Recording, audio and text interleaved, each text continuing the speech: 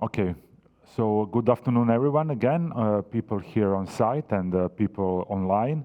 We'll proceed now with the second part of the workshops, PANTERA and SUPEERA workshop at Riga, and we will talk mainly on the European third and national public research resources in the energy transition, the role of the set plan, because again, it's quite important, and we need to underline its importance and relevance for everything that we are doing here. And then we will go, after my presentation, the colleague of mine, Spiridon, will present what is on table for the European 13 countries in terms of more concrete funding schemes of different kind. And we will end up with some nice best practices from Lithuania and Latvia. So let me start now with the set plan. I have mentioned this morning, everybody talks about the set plan and why it's important. It has been established in 2007, so it's almost 15 years, and it played a key role in serving the goals of the 2030 and the new define on 2050 by facilitating the delivery of clean energy innovations. Today, in 2022, the set plan will be revised. It will revise for several reasons. It's to gain more on the political visibility, to be more robust, to be more mission-oriented, and to have major also tangible impacts on the mid and long run. Why it's important for the member state, and then by the reflection for different players, and here I would like to talk about research organizations, not so much industrial part, which will be covered by Venizelos. So why it's important to be part of the set plan? Because the set plan, it's in the synergy with European Green Deal and Fit for 55. And this is why actually it goes under the revision, because so far it doesn't reflect fully the provisions of the European Green Deal and the legislative framework, which we call Fit for 55. Which means that what is there should be in line with European Commission strategies. We have 5 strategies so far, which is on energy system integration or offshore energy, on solar power, which is going to be published in final version quite soon, on hydrogen and renovation wave. Then the set plan will be revised in the way that will break down the silos. We have been used, actually the RTOs, the institutions, the research organization have been used to work horizontally, specifically on the different technologies. Now the Commission is asking, but also the member states, to break down the silos and to collaborate more horizontally, so that different technologies come together and work together on specific topics in order to be more mission-oriented, as I just said. And of course, if somebody is a part of the set plan, automatically should be on track to achieve the 55 goals by 2030. The second, let's say, the added value, it's research and innovation alignment. We have national energy climate plans, they are there, but when you take a closer look in those, they're quite scattered. So you have the tailed one, less detailed one. So the idea is to create more alignment between different member states so that they can work together on different measures within proper energy, national energy climate plans. By doing that, you improve, of course, the country competitiveness. So it's really not only to reach the goals of 2030, 2050, but make also the national and the regional and trans-regional economy more robust and competitive, not only on European level, but also on the global one. And of course, it comes with the coordination between the member states. Nothing can be done, as we said also this morning, if there is not better and enhanced collaboration between the member states. And I think that the Baltic region is a good example how it should work. Unfortunately, this is not the case for the rest of the Europe. The another thing is monitoring on R&D spending. There is money, there is lots of money actually, and it's going to be even more thanks or due or unfortunately due to the recovery plans in answer to the COVID crisis. So we should be able, as the research organizations, to spend this money and to monitor the expenditure a bit better. And this should be a goal for both the organization, but also for the program owners or the member states, such as funding agencies, national contact points. So somehow they are working now on defining the shared methodology to understand also as a PANTERA era project to understand where the money goes, how it's spent, because so now we have duplications, and where the money should go, it doesn't go as it should. And then finally, mobilizing public and private investment. Set plan, it's made out of course, research organization, but also of industrial players. And the ET platforms, which are industrial-led platforms, are somehow, let's say, involved thanks also to the set plan. So the idea is to facilitate the private investments, not just only the public one. The private one are already quite, let's say, they're exceeding in proportion the private for the R&I, but again, it's still needed to streamline the efforts. By doing that, scale up the infrastructure. They can be the virtual one, but also the physical one, and as I said, to avoid duplication. Let's see. Well, the set plan, this is, I apologize if you cannot read it properly, neither can I, but this is the only, let's say, the good one that we find to replicate how the set plan it's done. We have 10 key actions, and then we have 13 implementation working groups, which reflect one way or another, either technologies, other key aspects of the transition. So we have offshore wind, photovoltaics, ocean energy, but again, we have also the system integration, energy efficiency buildings, batteries, nuclear safety, carbon capture and storage, and so on. So they represented all the low carbon aspects of the transition are in the implementation working group of the set plan. And this is the participation of the member states. Again, as my presentation this morning, you can see the, well, let's say the 15 members participating in almost all implementation working groups, while then we go a bit to the east and we go to the Cyprus, which is quite, it's heavily involved, Turkey as associate country to the Union also, but then we have Bulgaria, Croatia, Slovenia, well, Estonia and so on, where this participation is decreasing. This is the tabular representation of the participation. So as you can see, okay, we are here in Latvia. It's participating in 5 implementation working groups, which is not so bad. But Bulgaria, for example, just nuclear safety because it has nuclear power plants of its territory. Otherwise, it wouldn't be present at all. When we go for the concretely for the member states, and I'm going to present here the 3 Baltic countries. So I said that Latvia participates in 5 implementation plans. Which is improvement respect to the 3 years ago actually. So now it participates in batteries, positive energy district, energy system, energy efficiency in industry and in buildings. And indicative funding to those is 93% of total R&I in the 6-year period.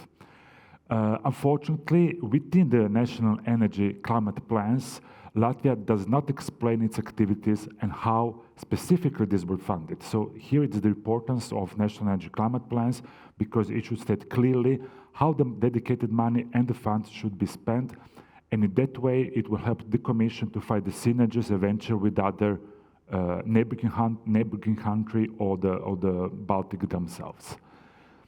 On top of this, I want to mention, and it was mentioned this morning, the recovery plan. I hope that you can read a bit.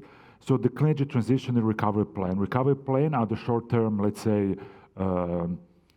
help or support to the member states to address the COVID disastrous results or what it has provoked. So the recovery plans should be, they're already there, they have been defined, many of them have been approved by the Commission, but the money that is in there should be spent within 2 up to 3 years. And we talk about a huge amounts of money. For Latvia in particular, we talk about 1.8 million, out of which 38% goes for the investment in the climate objectives. And this is really important for both research organization, but also for the program owners to come together and to see how to create synergies and to make it work. In specific, they have outlined main, let's say, main sectors where this money should go, and we have heard this morning it's Riga metropolitan area transport, energy efficiency in the private and public buildings, and modern and green electricity networks. So it's something, the money is there, it's available, it should be just a way of understanding between the stakeholders how to create synergies and how to get this thing work. Now we have Lithuania, so we have the southern neighbors. So in the set plan, they participate in the 3 implementation plans. It's again the improvement from the 3 years ago. And as we can see batteries, nuclear safety, and photovoltaics.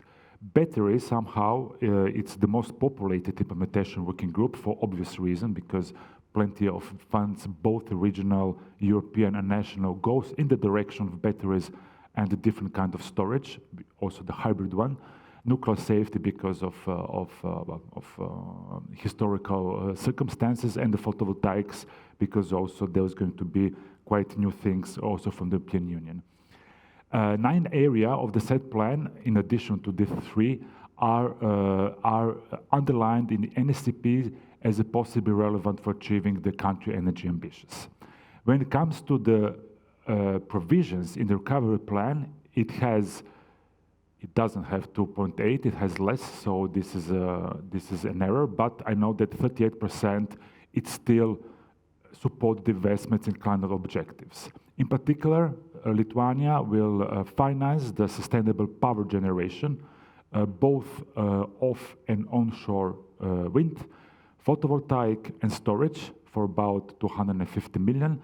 We'll work on the phasing out the most polluting road transport. So, well, we are in the Eastern Europe. I personally, I'm from Croatia, so we know quite well how the transport works in these countries and how it's necessary to get rid of the, let's say, of many vehicles which are, well, quite old.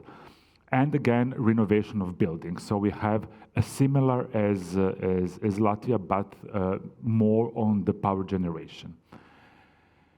Estonia in the set plan, so let's see how the northern neighbor are working. So based on the available official documents, they participate in just 1 implementation plan, which is worse than the 3 years before because they were in 3. So that needs to be double checked, but this is what is mentioned in the official documents, and they're participating in batteries.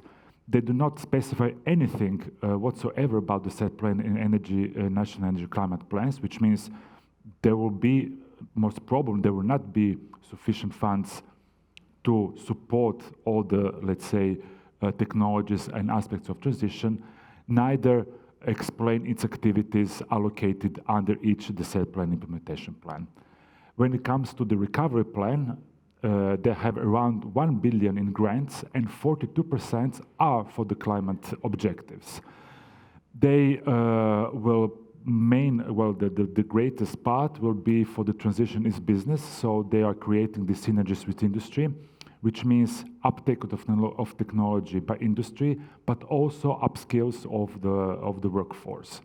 The second part, what is also interesting, where they can work on, is energy efficiency and sustainable energy. So it goes from generation to grids up to storage and sustainable mobility. As we can see in all 3 countries, Baltic countries, the sustainable mobility and the transport is one of the most important aspects of the transition and on the short-term investment opportunities, and also by that R&I opportunities.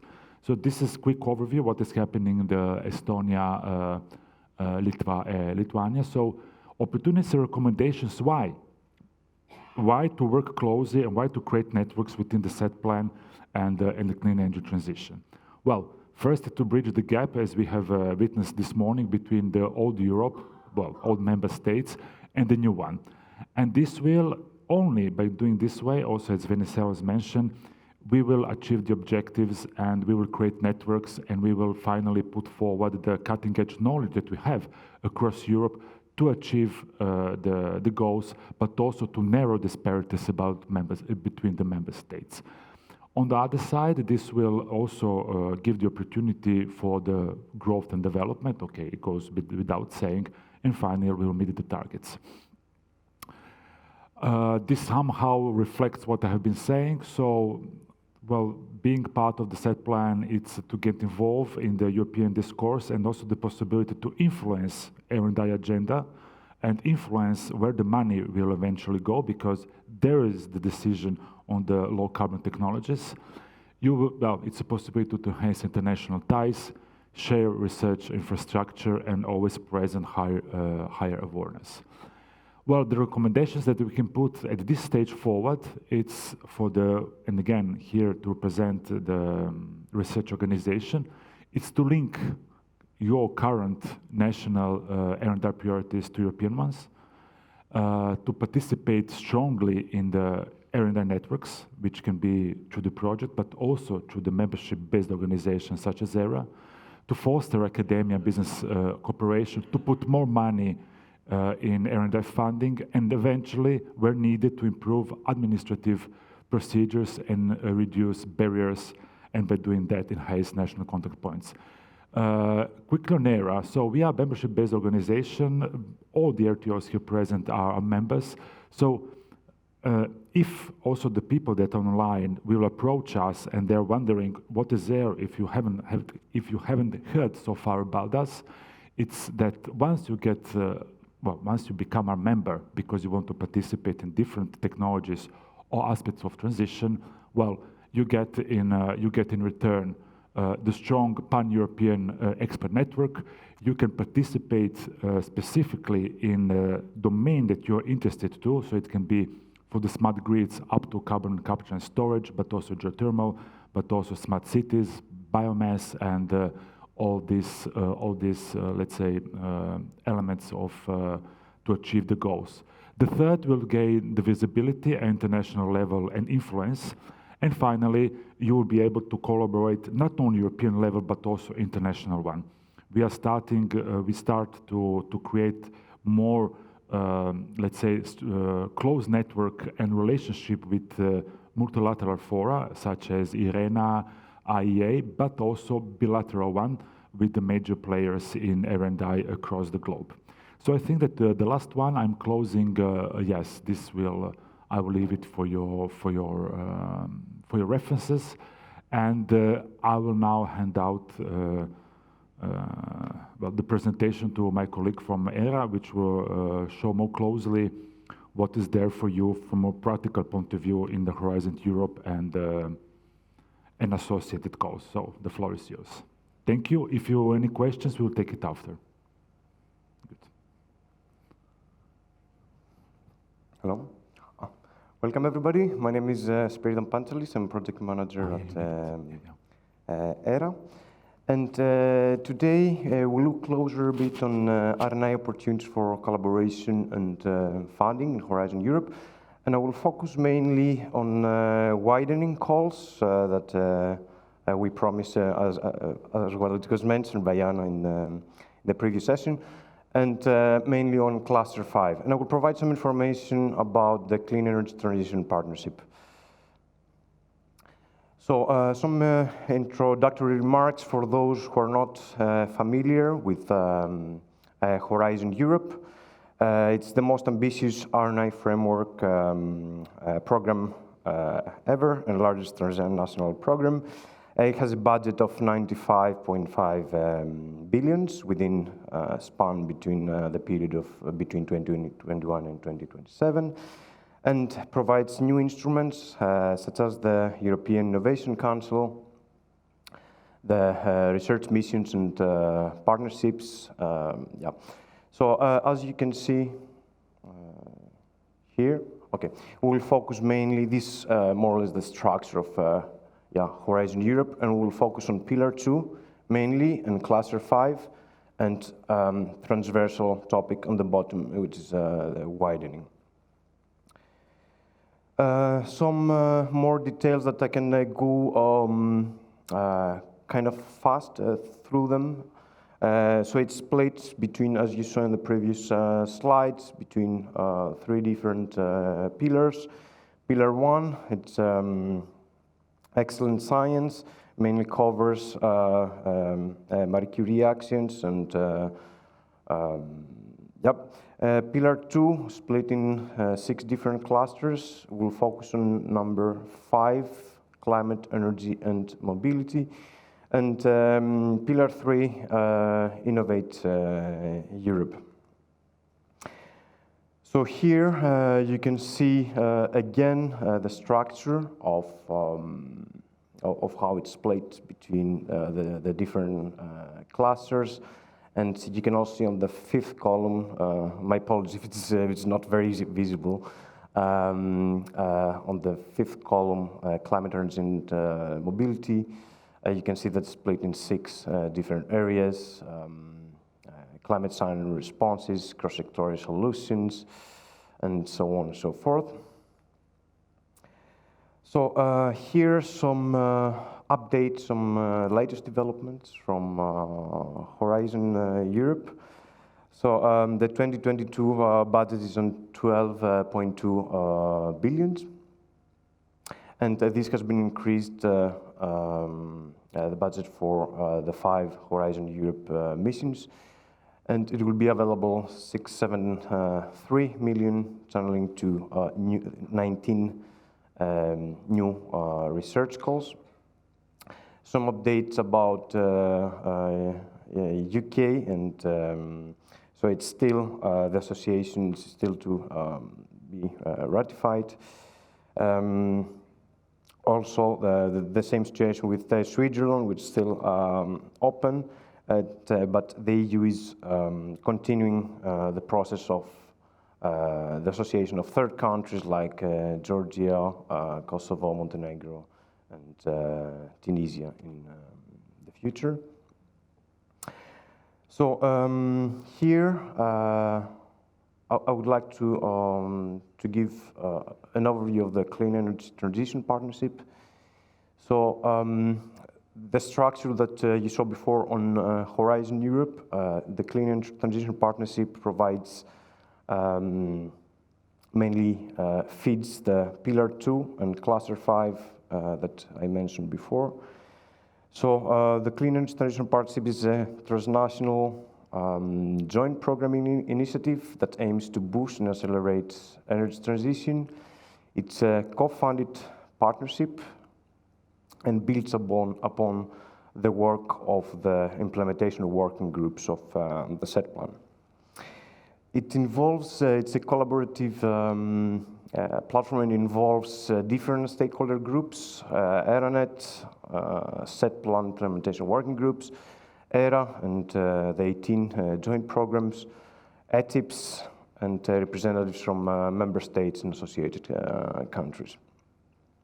Lastly, the Clean Energy Transition Partnership will enable member states and associated countries to align the research, development, and innovation programs with the aim to maximize impact and uptake of new and innovative technologies.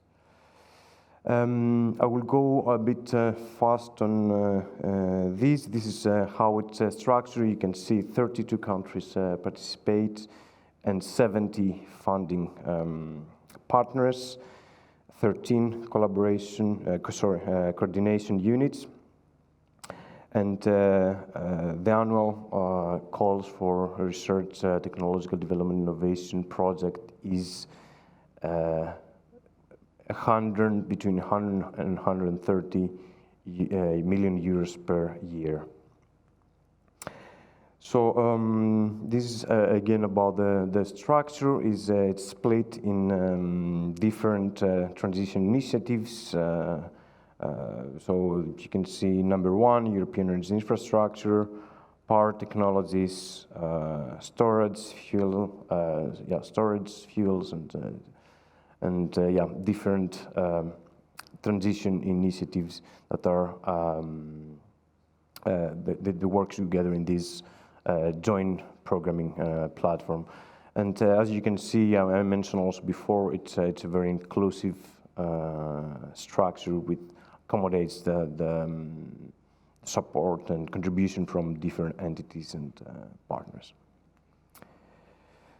So Here, as you may know, that we might take it might take the whole day to go through to each call from cluster 5. If I recall correctly, this should be open, or the forthcoming call should be around 40-45. So I have just mentioned very indicatively some selected ones that from cluster 5, and mainly destination 3, just to show what kind of actions are mainly included and what are the next deadlines. And of course, in each call, if you click on it, you can, when you receive the presentations in PDF, you can click on them, and there is a link, so you can go straight to the description of the call. I will not go through to each of them. It's pointless. Just for your information, the upcoming deadlines in September, October, and January 2023. So new consortiums are still have a lot of time to start discussing and getting together and start forming and coming up with some ideas. Yeah. So I will jump straight from cluster 5 to widening. And here, very briefly, I will go through the main how the different calls are structured. So destination 1, it's about improved access to excellence, and actually the aim here is aims to at underpinning geographical diversity, building the necessary capacity to allow successful participation in the R&I process, and promote networking and access to excellence. Destination number 2, attracting and mobilizing the best talents, is aims at reverting the brain drain from widening countries, and puts emphasis on intersectoral mobility, and with the aim for better exploitation of existing research infrastructure. Destination 3, reforming and enhancing the EU research and innovation system, and the objectives here are 4. Prioritize investments, improve access to excellence, and translate research and innovation results into the economy, and deepen the energy research area. So what I have done here is take each destination and show you the open calls and those that have been closed for applications, but just for your reference. So on destination 1, we have the Hop-on facility is the second, if I recall correctly, date for proposal on 10 November 2022. Among the closed calls, we can see teaming for excellence, twinning, which is twin different excellence hubs, and other calls for higher education networks. So this is the one which is open for submissions. Very quickly, what this call is about. It aims to integrate one additional participant from a widening country to an ongoing project under mainly Pillar 2, or the European Innovation Council. Especially encourage applications to contribute to policy objective of the transition and digital economy. And the applications must demonstrate that the added value that the extra partner coming from a widening country should bring to the consortium, and for this, there should be a specific, separate, let's say, work package.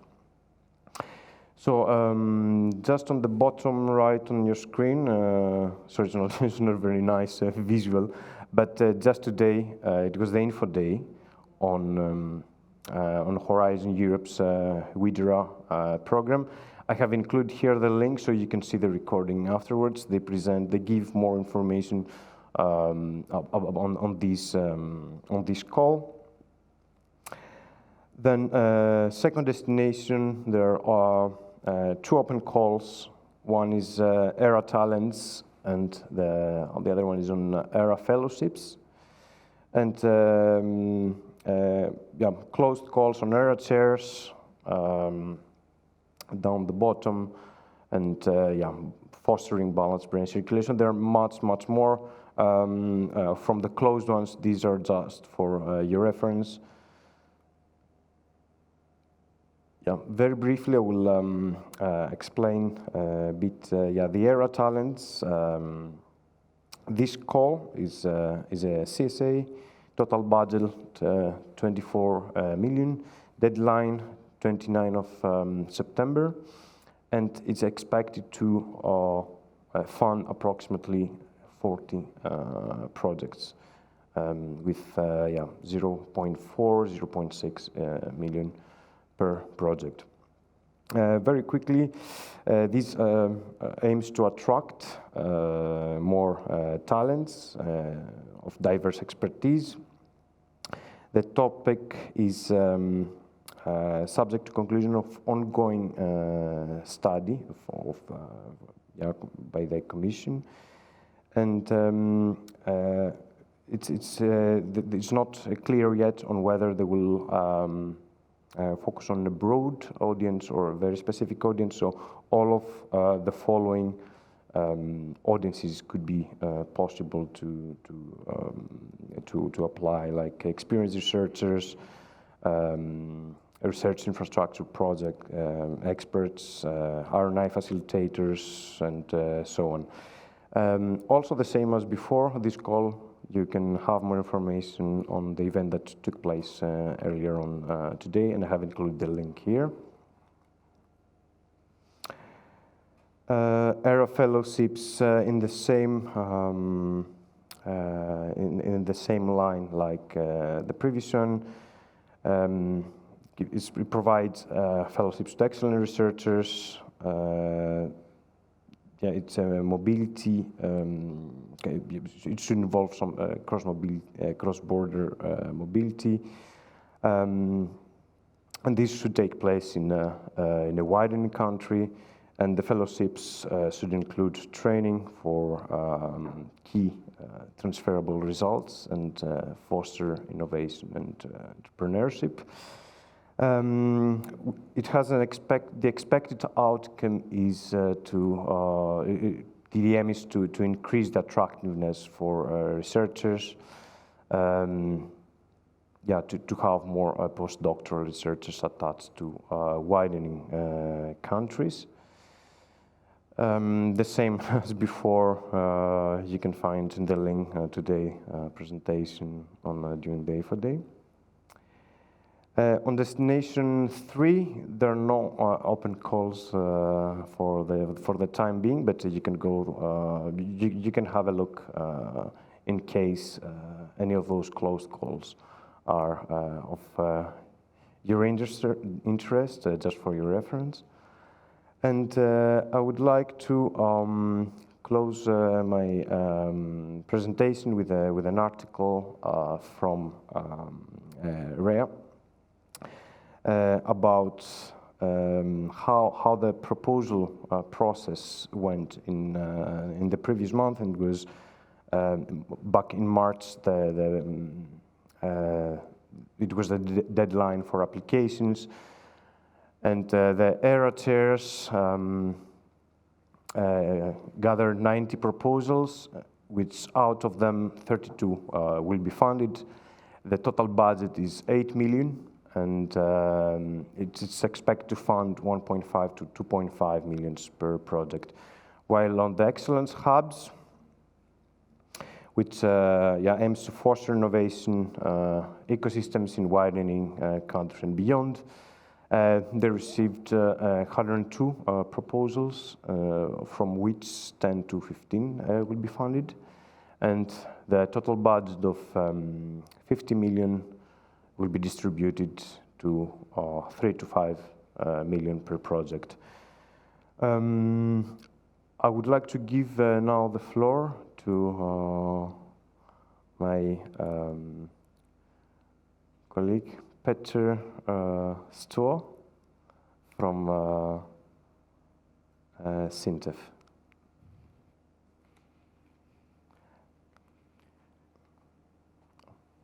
Thank you.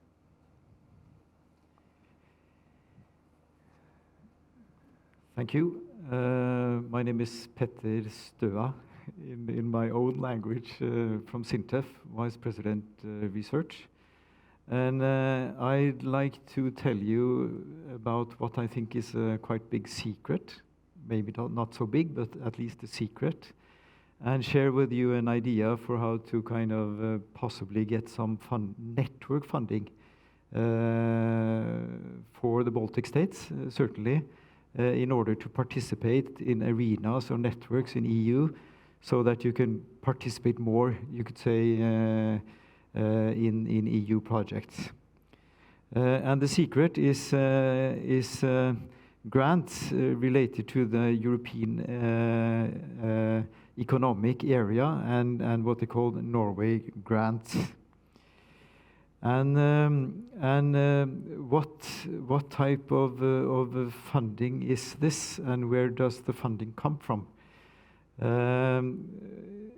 Norway is not a member of the EU, but we are a full member of the internal market in EU. And of course, nobody is granted access to this size of market without having to pay a fee in order to get into it. So the fee negotiated with Norway, Iceland, and Liechtenstein in order to get access to the European markets is what they call the EEA and Norway Grants Fund. So it's a ticket to get into the marketplace. And it's negotiated between EU and these partners every fourth, fifth year. And the intention for use of these funds is that they shall contribute to the reduction of economic and social disparities in the European economic area, and to strengthen the relationship between these nations, also 3 nations, and those receiving, also those who are eligible for the funds. So the question is, who are eligible in order to kind of use these funds that's made available by this access fee to the market? And you can see these light blue countries are the ones that are currently eligible to receive these funds. So currently it's all the Baltic countries and most of what they call the EU 13. You can also see the size. Let's see if I can. I won't point. Down in the left corner, there you have the size of the grants. So it's expected that the next time around, it'll be at least 3 billion euros plus available through these funds. And as you see, there's not a new term extending from 22 and onwards. What happened is that the 2014 to 2021 term was extended into 2024, and it's not scheduled new negotiations yet, but I'll come back to that. In the first negotiations between the EU and these countries, there is something that is decided on a very, you could say, top level. And one of the things decided is kind of which countries are eligible and how is the funds distributed between these countries. And the reason that is done is that, and I'll come back to, so you can see that the current funding from 14 to 25 includes approximately 100 billion euros for Latvia, just to give an example of the distribution. So it's not a super huge amount of money, but it should be it's quite a large amount of money. And how is this kind of agreement put in place? As I said, it starts with a negotiation between these three countries and EU, and part of that is kind of defining who's eligible, and part of it is giving it, you could say, a direction, and I'll come back to kind of how specific that is. But when these framing conditions is agreed on, then the negotiations moves down to the specific, to each country. So then it's representatives from these three countries who negotiate the details of the agreement with each of the countries.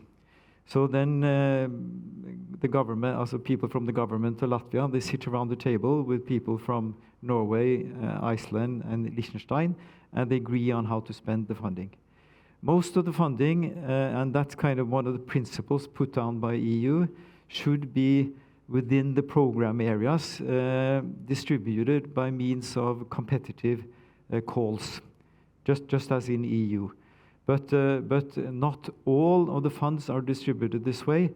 Part of the agreement usually involves government entities that kind of get funding directly to build infrastructure, you could say, type of schemes. This is yeah. So that's what kind of showed in this place. So the first part is with the EU. The green part is with each country, and then there's an implementation phase. This is kind of the eligible countries as it was in the existing round. This is an example of one of the program areas that is defined, and this is the top level that's agreed with the EU. So in the last round, it was agreed that it should support the Green Deal transition. And within that kind of top-level direction, they agreed on some, you could say, general program areas, where one of them is renewable energy, energy efficiency, and energy security. Again, you see it's quite wide, so it's up to the kind of competitive process or to the negotiations with the member, also with each country, to decide on kind of which area to spend funding on. And this is just, I'll share the overheads, and I won't go into details here, but this is kind of to show within the energy program area, what type of funding has been available for projects so far.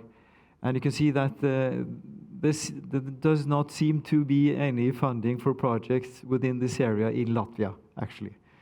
And that's something we can change, I would assume, in the next round. Rounding off, I have kind of 3 examples of projects, and the 2 first projects is kind of an illustration of direct funding of you could say government entities that work with, you could say, Norwegian, Icelandic government entities in order kind of to establish institutional capacity or also when it comes to governments. This is the same type of project. Again, I'll kind of leave it to you to kind of look into these projects in detail. The last one I have is more kind of supporting an industrial side with more industrial participations, which looks at you could say the shipping sector, how to curb emissions from that sector. So this is my last slide, and you could say, what has my talk been about?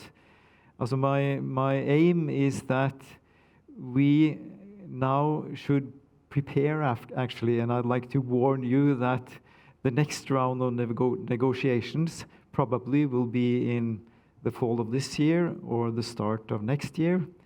And then the total grant size will be decided, and kind of the share of the countries who are eligible will be decided.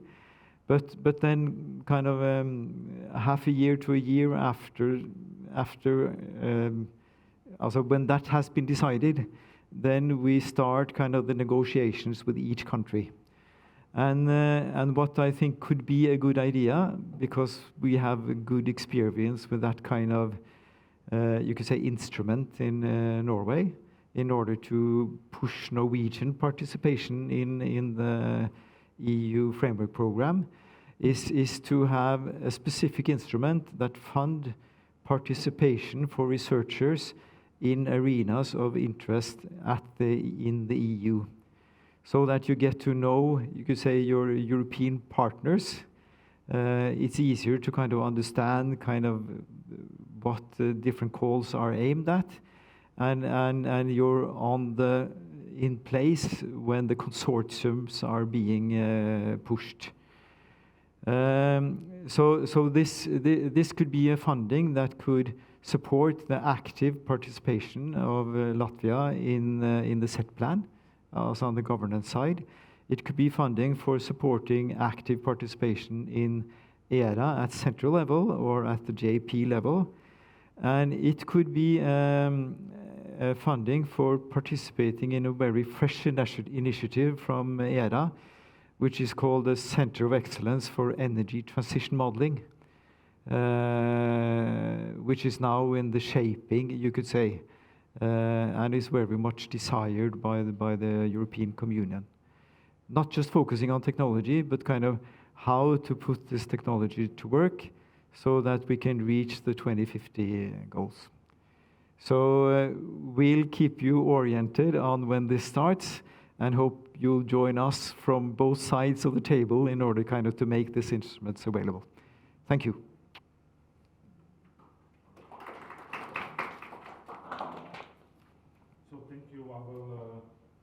I will just introduce the next speakers, but thank you, Peter, for this nice overview of what is happening there, what is on plate also from NAS, and so because they cannot hear me on the line. You can.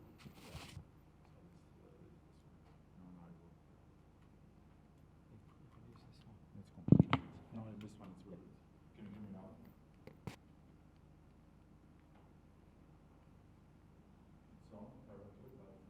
I don't know, maybe the people online can hear me and you can hear me. So, I'm transmitting the voice or not? Not sure.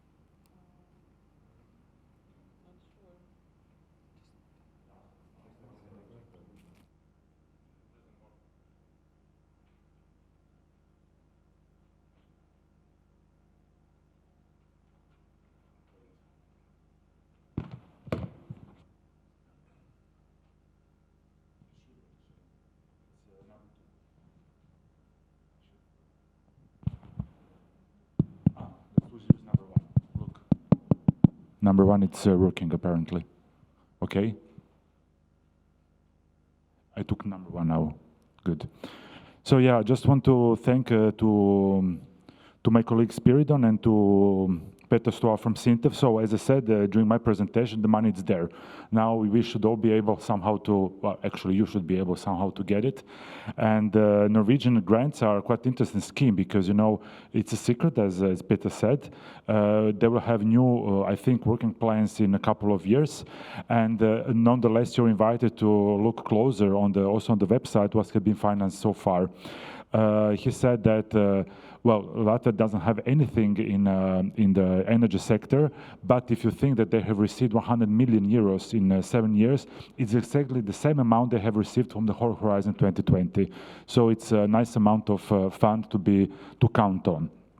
And as also Spiridon mentioned, there is an interesting scheme from the Commission for the European threatened countries, which is widening part. And if you find the consortia that is willing to get you in the already approved proposal, so already running project, you can apply and you can be part of it. And there are many benefits for doing that. So the current partners, they get new expertise from the European 13 countries. They're covering geographical, let's say, but because they didn't do that, so it's also geographical relevance.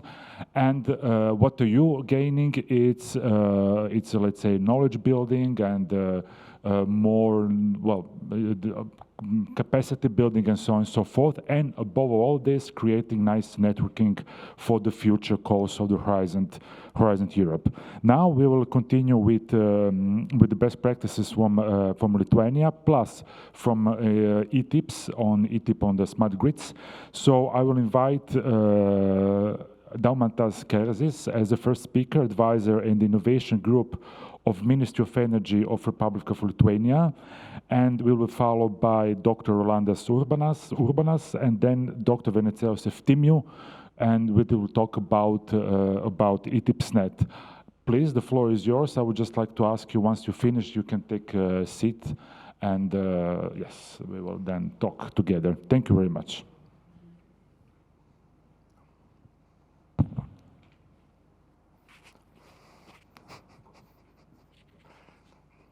Thank you.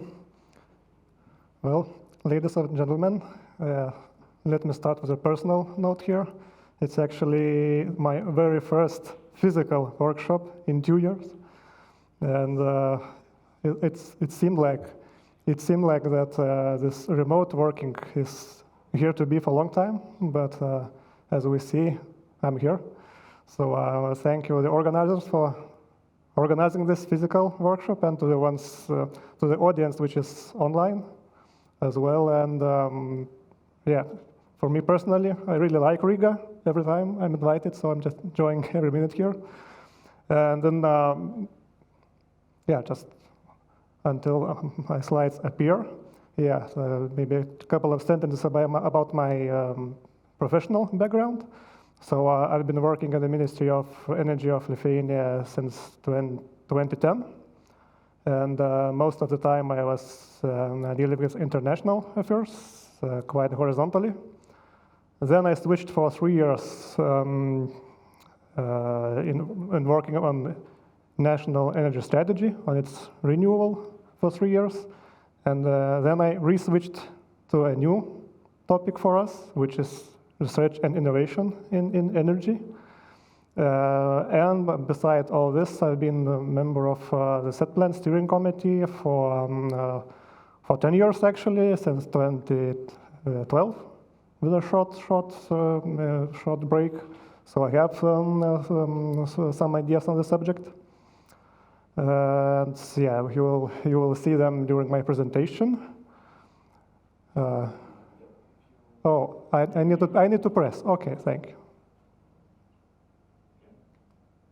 Okay, perfect. Now I need it. Before I didn't need it. Now I need the slides.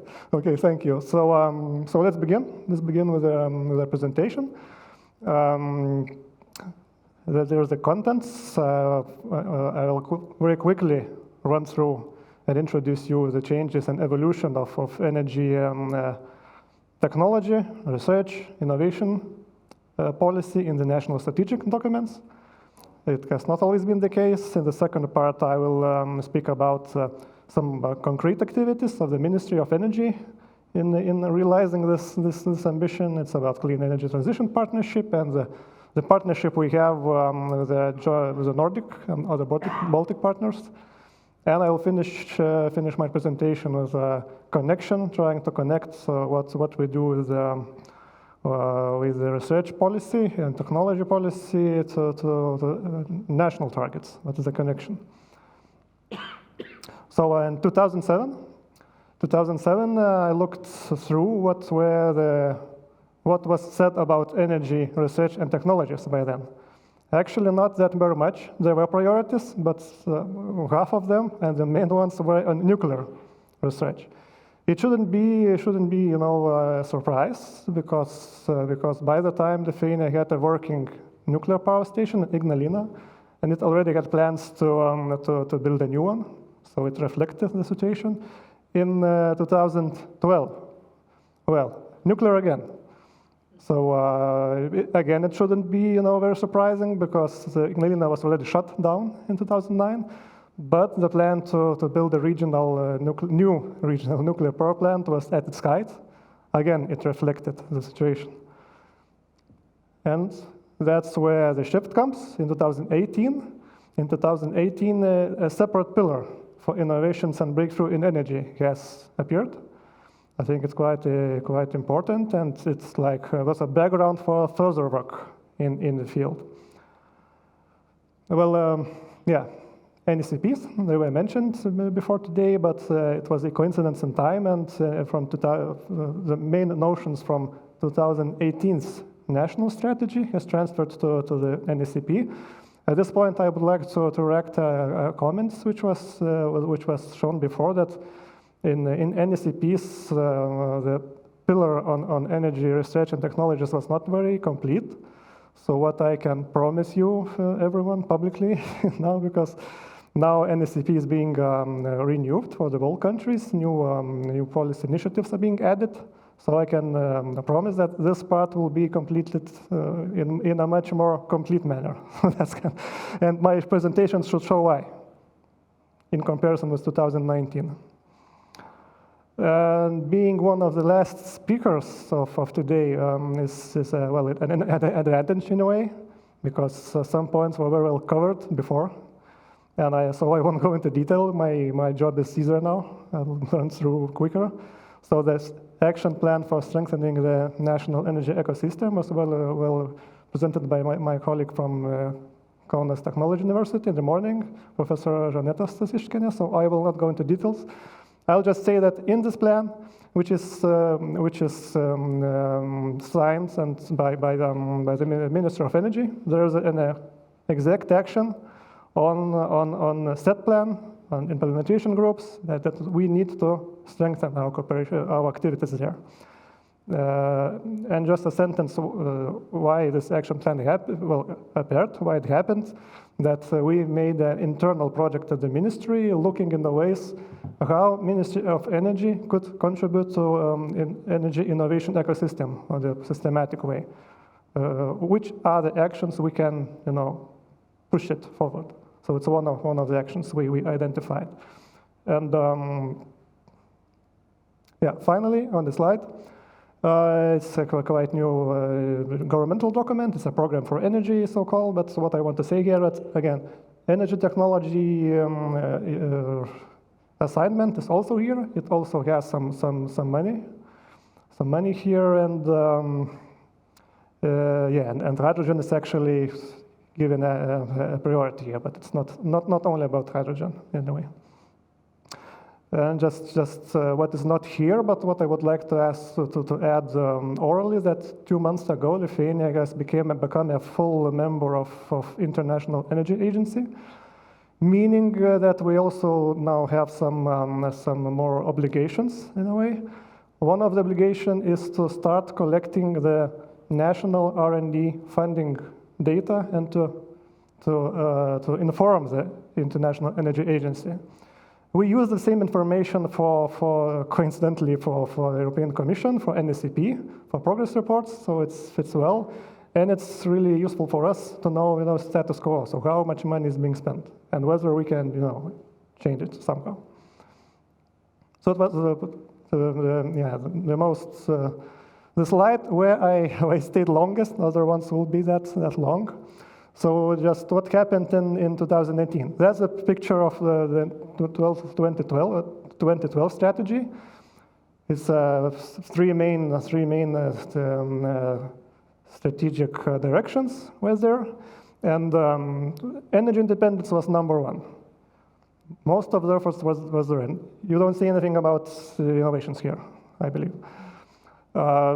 Because Lithuania was a really insecure situation, then we were very much reliant on all kinds of energy imports from mostly the only source from Russia, in the event of gas through the only pipe from the only source. It was not we were not comfortable here. That's why we were pursuing energy independence first. But look what happens in 2019. Innovations becomes like a fourth leg here. energy independence is still important, but not like this only and the top priority here. We try to leverage every part of that. And so what about the exact notions in this 2008 strategy? That's the main ambition in this pillar. I admit it's very ambitious, and it's there are no exact time for this to achieve, as I see. But we believe that we, as a country, should change from the only importing energy technologies country, but also to exporting. And we already in some cases do that in solar PV sector. Our companies do stick to advanced solar PV production, and they do export. Also, nuclear has not disappeared at all in research terms, because now we're closing dismantling already the Ignalina nuclear power plant, and we'll be doing this for a long time. And research is of course needed here. But it's not. We think it's not enough. We would like to be self-sustaining in a way in more energy technologies fields. And so what about technologies? There are already some priorities here. It's biomass, biofuel, solar, wind. But we believe in the ministry that it's not. It's quite vague in a way. If it's wind, so what kind of wind? Is it like offshore, onshore? If it's about solar energy, is it only PVs, something else? So that's why we started to fine-tune these choices. And this need has come even more important as we are determined to join the Clean Energy Transition Partnership. The Horizon Europe as such and partnership as such was very well covered by my colleagues, other speakers earlier, so I will go straight to the country's position here. And we plan to invest 1.4 million euros for the first call.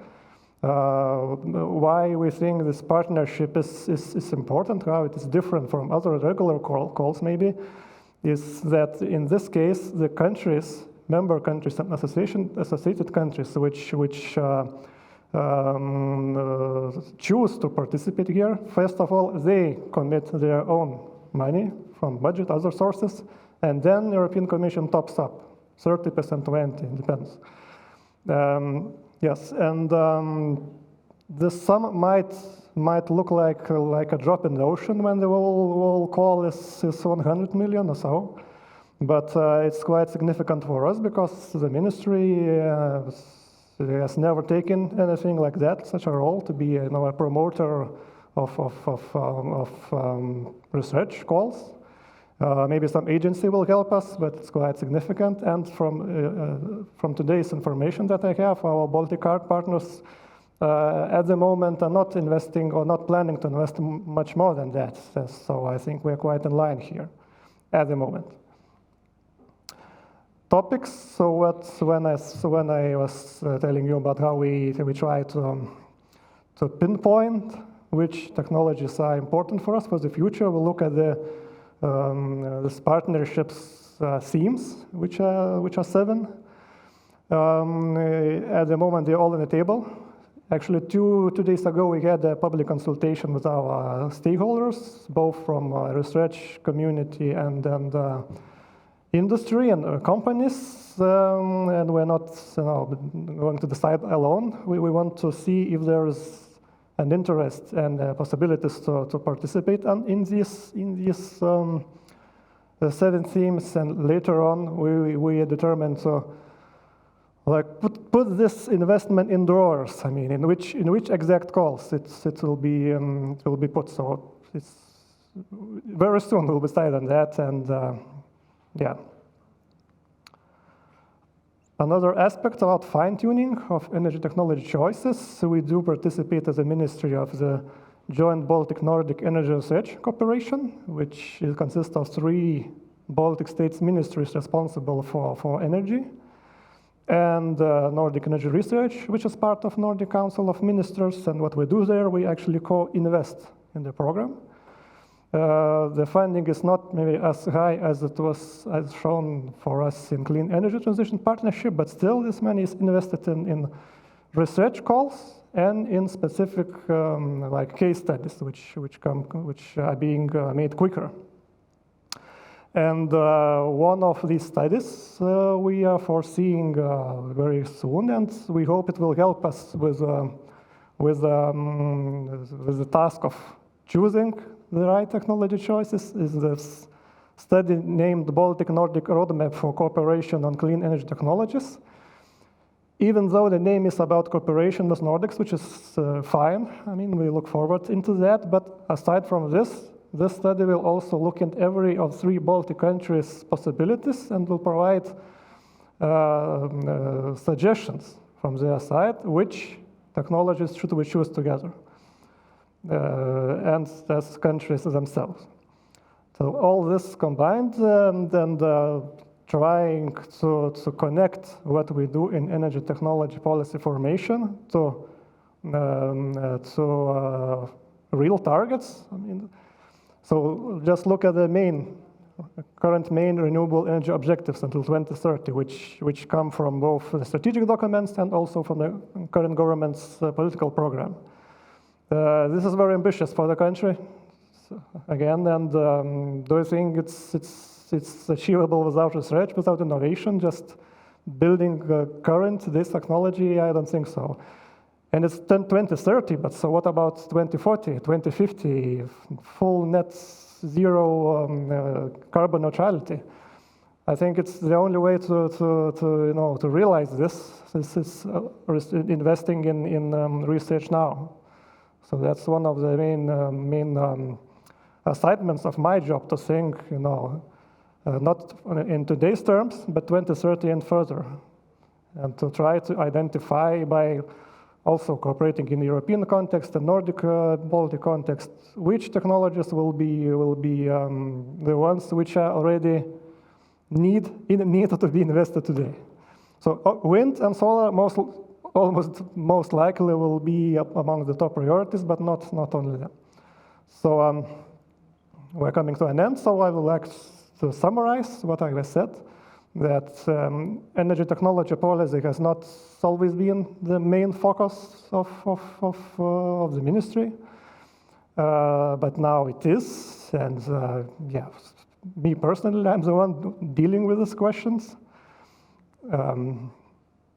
Yeah, we are underway in the choices and more exact choices in energy technologies and their financial targets. And very soon, this year for sure, we'll have a really, we will know these targets and continue acting and investing, both financing and human resources in them.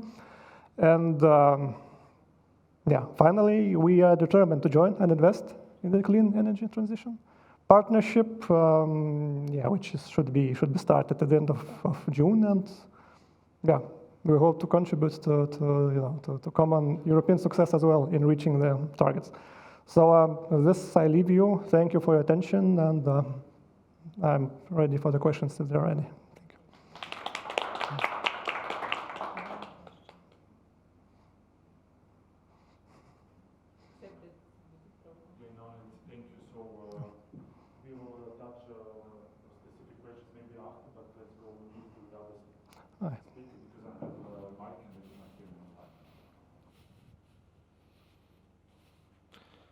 Good afternoon, dear ladies and gentlemen. Thank you very much for inviting me. So I will continue Lithuanian subject. So with some example how we are doing at Lithuanian Energy Institute. Maybe after some discussions I can learn how to do that better with our participation in international programs, including Horizon Europe. So just short information about us. Last year we could retire because we were 65. In 1992, when we gained independence, I mean Lithuania gained independence, we changed the title, so it reflects what we're doing. Energy Institute, so the majority activities are related to the energy from renewable till nuclear. We are trying to boost the collaboration, cooperation within the country, as well as internationally. So fundamental research, applied research, advices to the ministries, governments, municipalities, companies, as well preparation of young generation, PhD studies, so that we would not have this brain shortage in the future. Comparatively, probably in Baltic States, we are rather big institution, however, in European terms, the small one.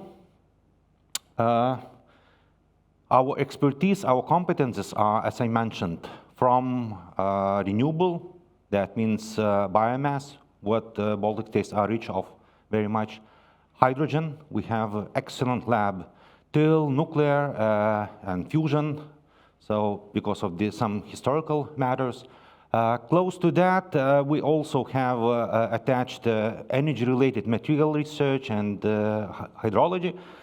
And also energy economy, what a colleague of mine, Daumantas, mentioned. Since independence, we put at least some effort in preparation of energy strategies. And also what is matters a lot, the analysis, testing, the connection to the European electricity grids. In some words also, our R&D topics, as I already mentioned. And here I just wanted to point our international networking. Seems we have in some many international organizations. The first place is certainly European Energy Research Alliance. But does it help us a lot? In one sense, yes. We, in some organizations, we joined, let's say, 10 years ago, and the result was that straight after the joining, in 1 year, the boost in project proposals and projects increased, well, I would say dramatically. Here is the, well, rather good example of the situation we are facing and in Horizon 2020, and probably, I'm afraid, in Horizon Europe. The participation in the middle, lots of organizations are in. And if we would translate, probably I would not be extremely mistaken that the money are there. The Eastern Europe, including Baltic States, well, rather scarce dots, rather scarce funding. And probably we could boost somehow. We could elaborate on that. One of the examples, as far as I know, Visegrad countries are quite collaborative between each other. So do we have something similar in Baltic States? Probably not. There were some attempts. One of them was on energy security platform. As far as I know, there is on CERN, but probably it could be one of the chances to do something all together. One of the examples was not truly discussed a lot today. It is a climate neutral and smart cities mission. There were exercises, municipalities participated there, and well, I'm happy that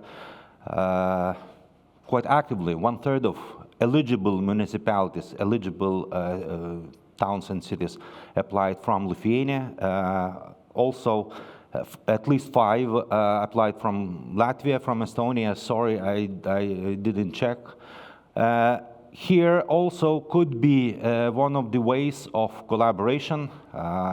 That is the sign that cities, municipalities are interested in R&D results, interested in changing the life, changing the situation, what they are in. So why not to have a chance to work together in this field?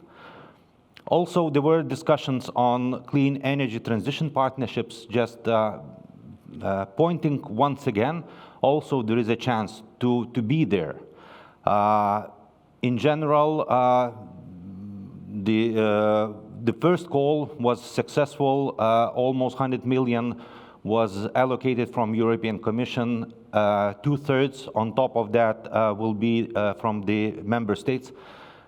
It is a good chance to be active, good chance to have projects and meaningful projects.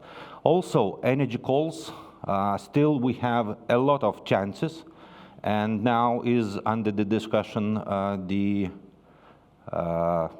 program for 23-24. Will we be successful? We have to do our best there. And I would encourage those who are on the other side of the screen that international collaboration, participation in the international networks, give that chance, at least on our example that was shown. So I try to be extremely fast, short. Questions probably after all the presentations. Thank you very much. Okay. What? So yeah, thank you very much now, and thank you also for making publicity to ERA and to our membership. We have as a last speaker Venizelos, and he will represent here ETIPSnet, not PANTERA. So he has different hats. He's also NCP for Cyprus, and he's factotum of the set plan.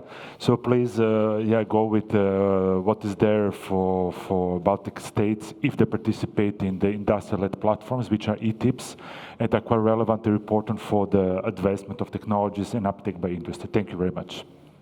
And I will join you then. Yeah, thank you very much. Can you hear me well? Yeah, okay, good. So ETIPSnet is a well-known technology platform. Is a European innovation platform that brings together quite a lot of associations in Europe, the industry, education, and various associations that contribute to the energy transition.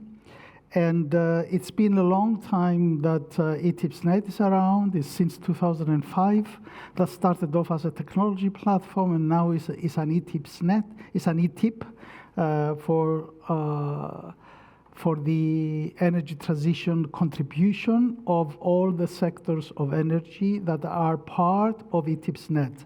So the ETIPSnet stakeholders involves quite a chunk of contributors, and it involves transmission system operators, distribution system operators, national representatives through the collaboration working group that we have.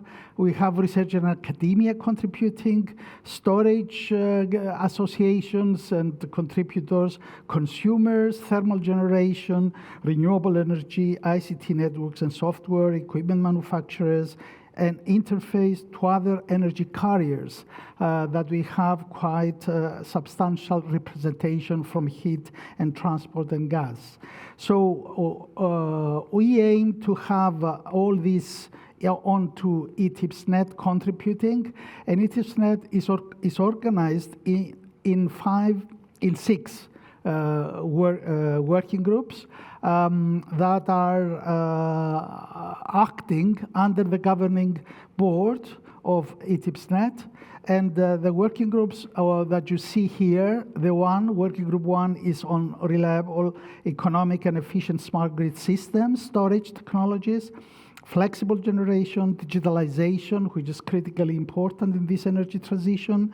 The working group 5 is innovation, implementation in the business environment, which is a horizontal working group trying to see options of how research and innovation can contribute to the real economy, and how there is a quantifiable, evaluated progress made in technologies in order to help this energy transition, finding correctly the areas where research still is needed. And of course, we have the National Stakeholders Coordination Group, which is trying to bring representation from the member states in order to keep them in line with the research and innovation in Europe. And there is no, not conflict, but over subscribing into research from different angles. And so there are, through ETIPSnet, we identify 3 goals of EU energy policy that are related to secure, resilient, reliable supply, is related to affordable and market-based energy services, but of course serving the environment. And this, obviously, when we talk about this, and going towards 2050, we see a big transition there, and we see that we move towards a green energy, a zero carbon economy, and through that we can see a truly integrated energy system that is seamlessly bringing together in the most optimal way these energy carriers that we have optimally. And this is the big change between of where we are, and where we are going. And there are many studies that have gone through this, and we are very confident that we can achieve that with lower cost energy overall than going the normal way. So research and innovation environment within ETIPSnet, and within the vision that we have identified for 2050, we would like to see this going forward, because through that we can see European leadership in world economy through the various advanced technology features that we are bringing through this. Managing economic disruption and job creation is something that is targeted through that, because we are moving in a coordinated way forward. It's not going to happen abruptly, but we are going to do it in an organized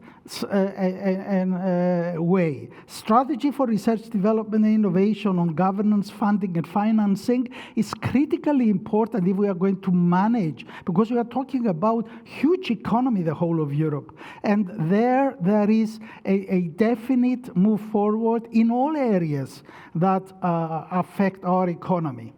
And of course, as we see today, the Green Deal that has come up in front of us, the repowering of Europe, because we have seen the criticalities of being dependent on external resources for energy, is something that Europe sees it, and there is a lot of push to make it even faster, this move towards the 2050 zero emissions, and do it much earlier, because through that we can save a big chunk of losses that will happen on the way if we are not managing it efficiently. So what is ETIPSnet trying to do through its vision, through its strategic objectives, through the implementation plans that it identifies, the roadmaps, is trying to bring together also understanding of where the countries are and how we can cooperate in this process. So amongst other things, ETIPSnet is doing annually, is going closer to the countries through the regional workshops. So as you can see here, we divide Europe into 4 distinct regions, and there we try to come nearer to these countries, understand what research and innovation work they are doing, and together analyze the results and see what has been achieved, and help them and guide them as to how can they evaluate results and how can they help their economies move forward. That's an exercise that ETIPSnet is doing for quite a few years now. And of course, in this identification of the road forward and where we are going until 2050, ETIPSnet is taking it very seriously. And so we are looking at it from a rolling implementation plan phase that is based on the vision of ETIPSnet that has been published and is identified, a vision that has been revised from what we have identified as a vision back in 2005. We have revisited this vision in 2012-13, and now in 2021 we have reestablished a new vision for 2050, always in relation to what we were doing before, but revisited and reevaluated and brought up to date with technology evolution. And within that, we look at implementation plans every 3 years and that are based on a 10-year plan that is rolling 10-year. And so every couple of years, we will revisit the 10-year plan, try to identify where gaps appear and bridge these gaps, and based on the 10-year plan, we do implementation plans. So the key indicators for Europe to be achieved by 2030, that was part of the whole strategy of Europe, are identified and they are published in our 10-year plan. And these are highly related to what already the strategy of EU is telling us. And of course, ETIPSnet is trying to be near the various partnerships, because as you have realized, Europe is putting a lot of effort of unifying the effort, the research and innovation effort within Europe, and try to bring together the industry, the member states, together with the European money, three-party approach, in order to maximize the research and innovation effort that is put through this research exercise. And so they have, EU has identified that one good way of doing that is through these public and private partnerships that are happening now, is much stronger than when it was in the past. Now there are 48 such partnerships operational in Europe, and of course ETIPSnet is not interested in all of them, but is highly interested in a number of them, especially the energy transition partnership that we heard a lot today. Also the 2.0 partnership, we are highly interested, and we are keeping close track of what's happening with mobility and how this is changing. And we are we are part of their governance. Both of them, we are part of their governance. And also we are trying to keep track, of course, with all the renewable related partnerships. And the Clean Energy Transition Partnership, because we are part of the whole strategy put forward, and we strongly worked with the group around this, pushing it forward. We are highly, let's say, related to what has been included in their strategy forward. And similarly, to 2.0 partnership, we were contributing to one of the 4 pillars that the 2.0 partnership was pushing forward for reaching the 2.0 partnership of 2021-2027 as an extension of the green cars of 2008 to 2013 and the green vehicles of 14 to 20. So this is what I wanted to bring to your attention as to how ETIPSnet is working within the scope of helping the energy transition in Europe and supporting the EU strategy towards that. Thank you very much. Thank you, Venizelos. If you please can continue on here. So please, if you can take a seat. Now we have a couple of questions and we'll have a chat. So let's pick up the questions from people online. We have one question from a policy officer, from Alexandra Konberga. You had the pleasure to meet her this morning. And it's a question about, well, it's the comment, but I can make out of it a question. So Latvia indeed applied for 5, yeah, I don't know if we have if somebody from Latvia can answer, that have applied for 5 implementation working groups, but it's basically absent from them. Is there any that can answer from here to this question? No, so yeah, it remains the mystery. But then, yeah, which is, it's quite important now to answer this question, because one thing it's nice intentions, and then the other thing it's a final result. I'll take a seat extra to be on the same level. So when it comes to Lithuania, we have a question about from Einars. He's from Ministry of Economy. We had the pleasure to listen to him this morning, and it's about nuclear energy. So does Lithuania currently consider nuclear energy, for example, on the smaller scale nuclear reactors? And this is, I think, due to several factors. First, because of the crisis, of the geographical proximity that where you, well, it's the geographical context, and I believe also because the new taxonomy permits to go forward with it in respect to several criteria. So what is your position? What is the Lithuanian position in between? And it's for both of you, maybe. Yeah. Yeah, thank you for the question. It's actually a very well formulated question. And yes, you know, part of the answer here, because, well, this, let's say, current nuclear technology is not included in any strategies right now, as we were expecting like 10 years ago. And me as a, well, innovation officer here, I'm, you know, thinking of some future technologies, right? So. Small modular reactors, which were mentioned in the question, yeah, it's part of the mix. I mean, it's in a way part of the suggestions, which are also in my mind as well. And given the circumstances you mentioned, geopolitical and you know, high demand for energy, and also the plans for hydrogen.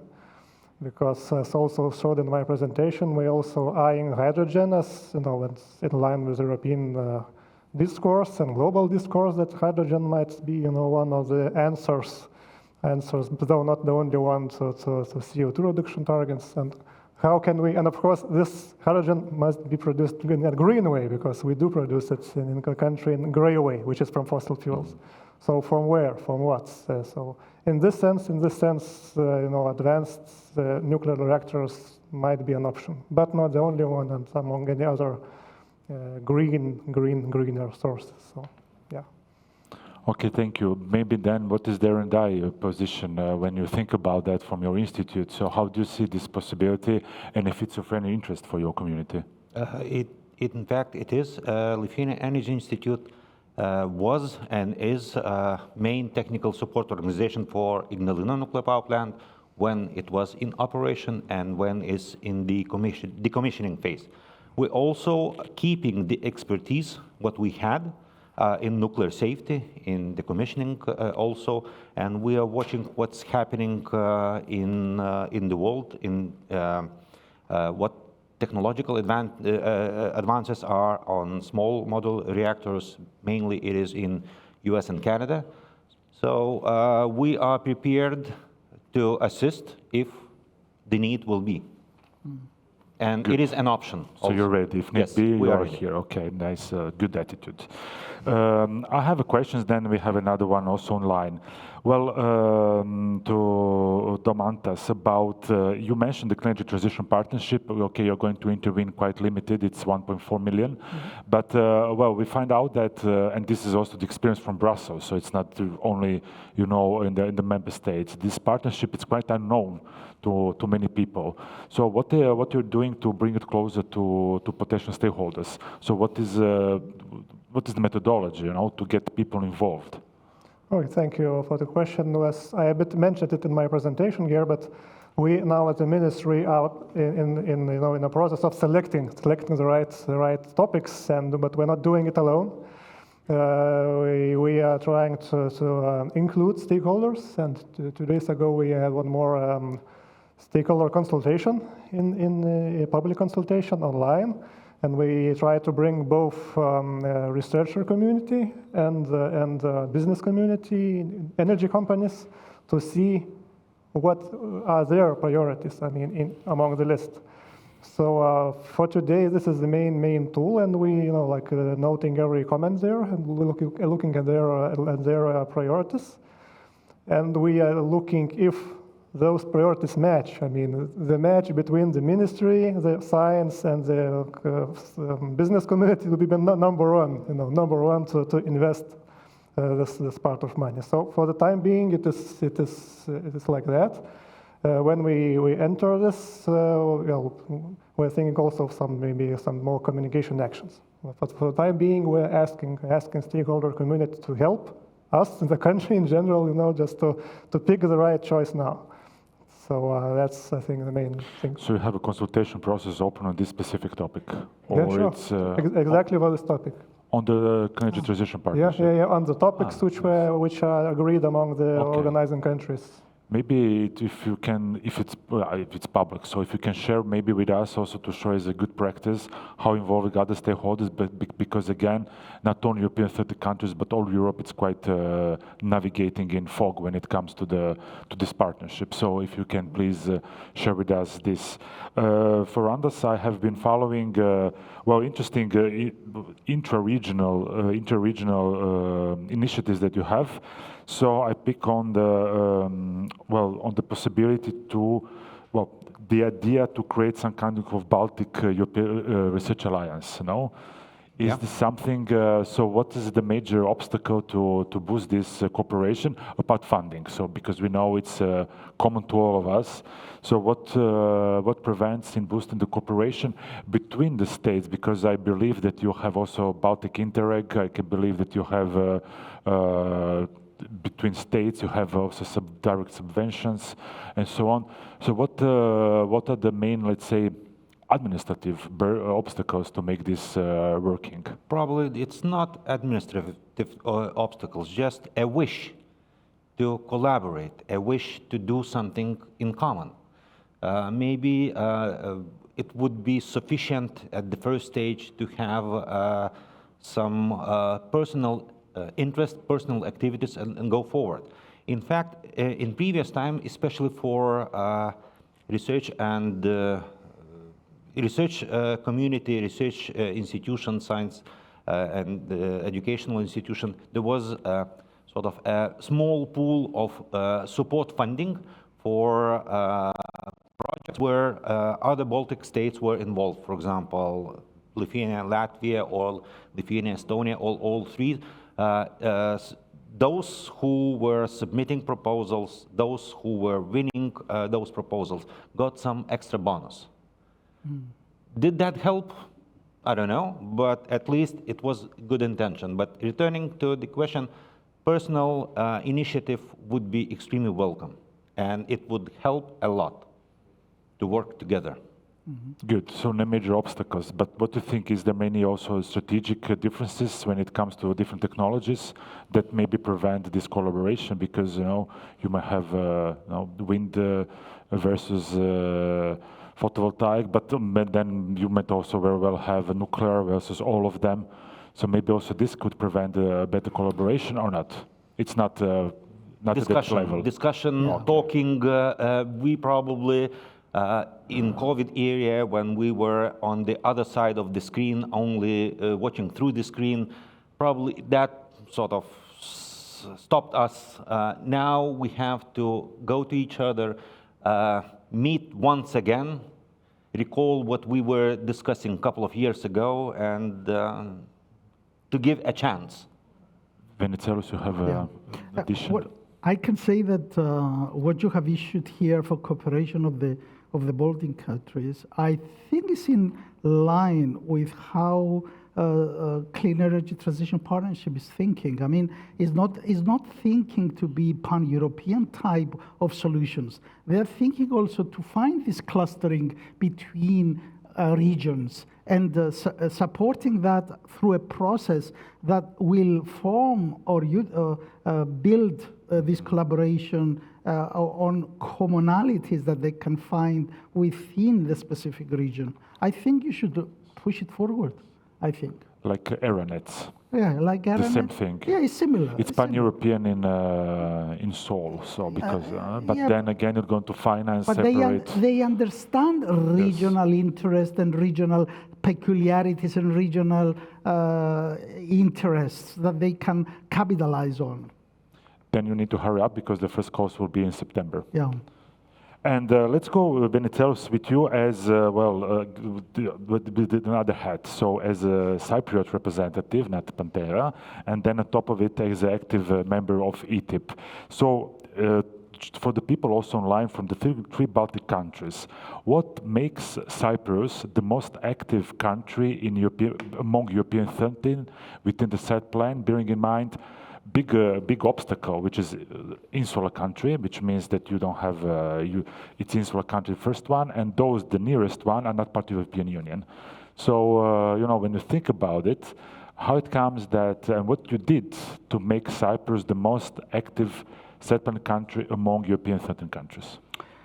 Well, I think that one prime reason why is because Cyprus is very strong in student population and research population, and they are very interested to push and support research and innovation in energy transition, and the interest comes more from their side, pushing, let's say, the policymakers to have an interest in that direction.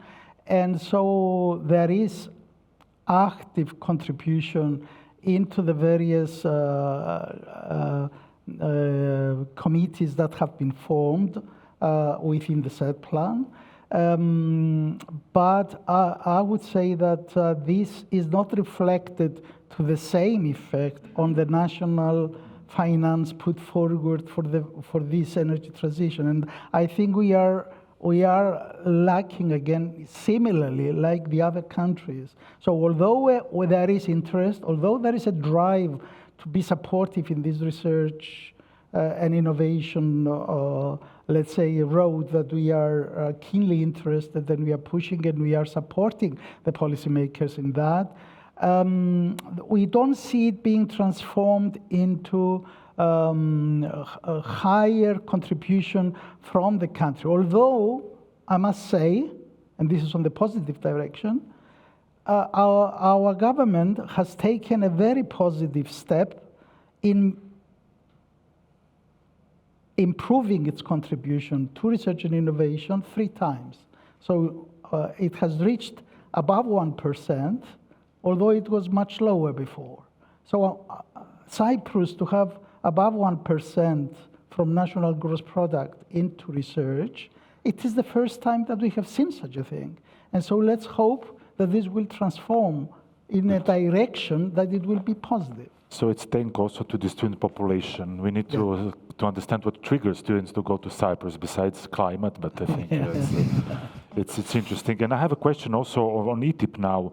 So, well, ERA is also involved, me personally, but from your side, what is the response from the European 13 stakeholders to get and to be part of ETIP? I know that you know numbers, so how many Eastern European members do you have in ETIPs, in working groups? Out of more than 100 participants, or how many? You mean from the yes, just to EU understand. 13? Yes, European countries. From the yes. EU 13.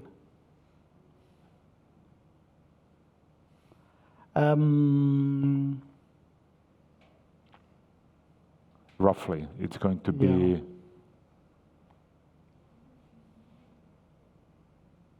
Not many, huh? Not many. We know that. Not many. I'm trying to think. I'm trying to figure.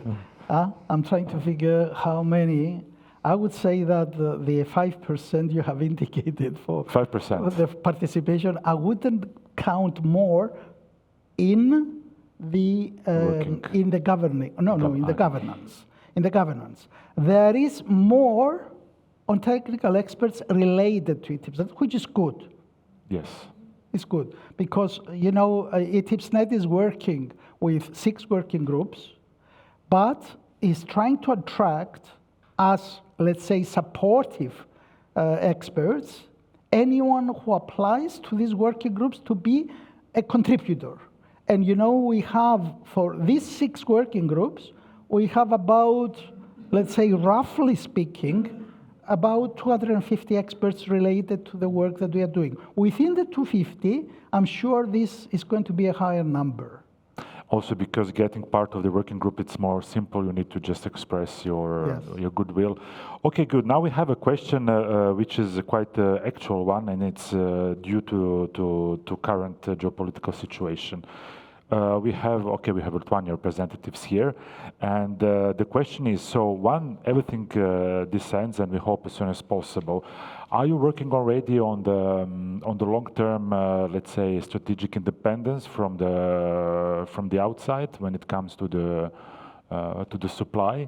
And then also maybe I can ask, because we have Cyprus as a representative here, have you reacted as R&I on the Repower EU communication, which of course it's on the short run, but it entails and regards heavily research community. So first is more, let's say, political wise and geopolitical wise, and then R&I concretely. So what is the R&I reaction in your respective countries on Repower EU? So first on the supply side.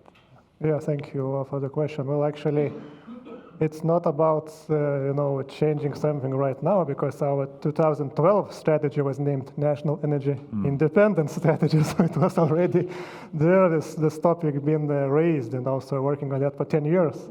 And we have implemented some exact infrastructure projects like LNG terminal, like interconnection of gas and electricity, you know. Improvements. We're working on the synchronization. So it's, you know, the events which are happening now really says that we made some right decisions, well, 10 years ago, you know, that to go in this direction. And we're not starting from scratch, but, you know, up to synchronization, it's like 3 years. So we are 3 years apart from that. So it proves we're on the right path.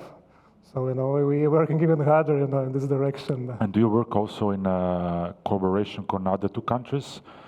Because you are all interconnected at different levels, or it's more independent action? In terms of in terms of interconnections, yes, a very good point. We're doing it together with the Baltic partners, with Poland, which are closest, you know, geographical members. That's for sure. You know, this independence shouldn't be interpreted in a really harsh way. In a way, it's not about saying, okay, Lithuania will be completely independent. Let's, you know, be isolated. That's it. It's not that. You know, the idea of introducing this term was about being independent to choose, in a way, because we were independent. We wanted to be independent to choose which, you know, where to buy the remaining energy sources we need. The independence to choose which countries to cooperate, which we feel, you know, in the same community as we are. So it's not independence in a harsh way, even though we, in the very long term, we would like to, you know, to be able to produce every energy we need at home. But we are still interconnected with partner countries. So Thank you. And now quickly on the reaction of the research community in respective countries on Repower EU, because this is really discussed nowadays. Yeah. So maybe Cyprus and then Lithuania. Yeah. Yeah, Cyprus, you know, is a bit slow in reacting in these policy issues. The recent, let's say, strengthening in research and innovation in Cyprus came in response to the Green Deal. And also, there was a very strong push from the government and in support of these international connection of Cyprus to Greece and Europe. And that is considered to be, they have managed to include it in the PCIs, the projects of common interest, and there is 50% there finance coming from European money, which is quite a lot. I mean, we are talking about more than 800 millions of euros going into a single project. It is a big project. Connecting Cyprus to Greece is a big project. And this gives, let's say, is pushed in the direction for helping the whole renewable process of Cyprus in building this energy independence, shall we say, from fossil fuel and the imported power. So in that respect, indirectly, is in favor of the repowering Europe because it has as a prime objective lifting the reliance on imported fuel. And so in that respect, yes, it is in favor, supporting the repowering Europe, but I don't think that was a reaction coming from Green Deal rather than the repowering Europe. Now, with repowering Europe, I think it's going to be a similar reaction. It takes a bit longer to appear in the government decisions. But I think, my feeling, that's how is a bit slow in that. But I see the government and the Ministry of Energy responsive in these requirements, or let's say in these policies coming from the direction of Europe. Yeah, we will have a chance to discuss on this in less than a month, around a month in Cyprus and the workshop. And I'm sure there we are going to hear more because we will get in the area where they are taking the decisions. And maybe we are going to have also different, hopefully better circumstances than today. Yeah. And for Landis, it was the same question. So do you have any... Did government solicit you to react on this communication from the Commission or not? In fact, we are supporting and trying to support with our best knowledge and expertise initiatives government has. One example, hydrogen. So it was rather good communication and we are supporting each other. On one hand, that is an example how we work with the ministers, with the government. Also, industrial initiatives. We're working with companies, advising and trying to boost towards that for the future. Okay, thank you. So we need to wrap up because based on the agenda, we'll end up at now in 5 minutes. Which will follow by networking. So I would like to thank to all the participants here in presence. Thank you for traveling to Riga, the beautiful city of Riga. Thank to our host, Anna Muttele, and her collaborators. Special thank to Venizelos. You know, I have a mouthful of your name today. So again, thank you as a coordinator on SUPEERA and everything that you are doing for our community.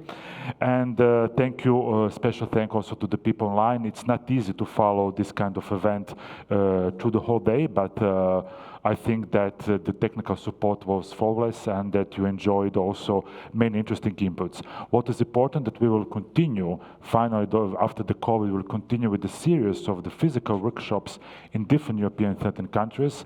Sooner or later, we'll also come to visit you in Vilnius and your colleagues in Tallinn. Next workshop we will organize in Sofia, in Bulgaria, in less than 1 month, and then from there we will travel to Cyprus. So thank you very much. Stay tuned on SUPEERA/PANTERA projects to bring you closer to the research community of the European 15, and then to work all together to achieve these 2030, 2050 goals, of which unfortunately nobody talks today because we are facing other, let's say, threats more imminent, but we should always keep in mind that we should work on it and we should give our best for the future of the continent and of the world as such. So thank you very much. Who are here, they are more than welcome for this drink that we have, because it's again 4:30, not 3:30 Central European time, so we can allow that. Thank you very much, and have a nice. Those listening, our participants abroad. The participants abroad, I did thank them specifically. They cannot join us in the drink. Virtually. They will do so. Good. Okay. Thank you. Good. Thank you very much.